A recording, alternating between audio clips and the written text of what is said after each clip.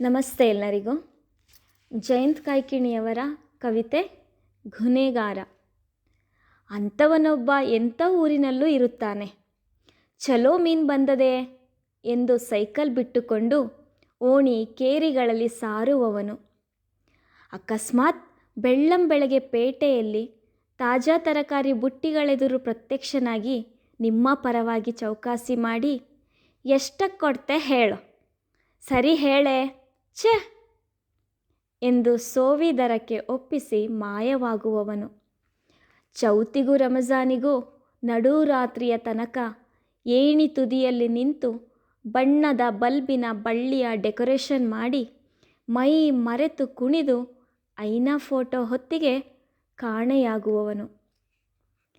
ಗಿರಣಿಯಿಂದ ಹೊರಟ ಅಜ್ಜಿಯ ಕೈಯಿಂದ ಹಿಟ್ಟಿನ ಚೀಲ ಜಬರ್ದಸ್ತಿ ಇಸಿದು ಮನೆಯಲ್ಲಿಟ್ಟು ಹೋಗುವವನು.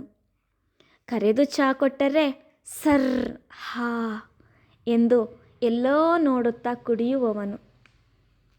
ರಾತ್ರಿ ಬೆಂಗಳೂರು ಬಸ್ಸು ಹತ್ತುವ ಜನರ ಗತ್ತನ್ನು ಭಯದಿಂದ ನೋಡುತ್ತಾ ಬಸ್ ಹೊರಡುವ ಮೊದಲೇ ಸಮುದ್ರಕ್ಕೆ ಹೋಗುವವನು.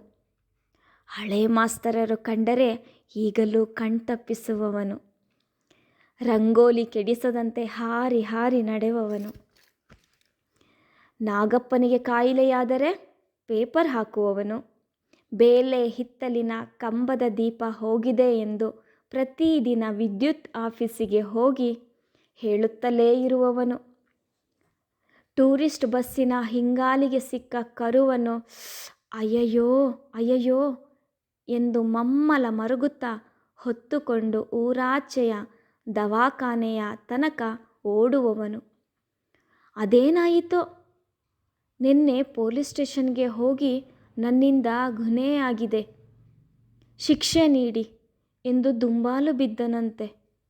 ಏನು ಮಾಡಿದ್ದೀ ಅಂದರೆ ಗೊತ್ತಿಲ್ಲ ಅಂತಾನಂತೆ. ಮಸ್ಕರಿ ಮಾಡ್ತೀಯೇನೋ ಎಂದು ಹೊಡೆದು ಬಡೆದು ಹಣ್ಣು ಮಾಡಿದರೂ ಗೊತ್ತಿಲ್ಲ ಅಂತಾನಂತೆ. ಅವರು ಹೈರಾಣಾಗಿ ಮಳ್ಳು ಹಿಡಿದಿದೆ ಎಂದು ಬಿಟ್ಟರಂತೆ. ಅವನಿಂದ ನಿತ್ಯ ಉಪಕೃತರಾದವರೆಲ್ಲರೂ ಈಗ ಅವನು ಸನಿಹ ಬಂದರೆ ಸಾಕು ಎಲ್ಲೋ ನೋಡುತ್ತಾ ಅವಸರದಿಂದ ಕಾಲು ಕಿತ್ತುತ್ತಾರೆ. ನನ್ನ ಗುನೇ ಏನು ಎನ್ನುವಂತೆ ಅವನು ನೋಡುತ್ತಾನೆ. ಧನ್ಯವಾದಗಳು.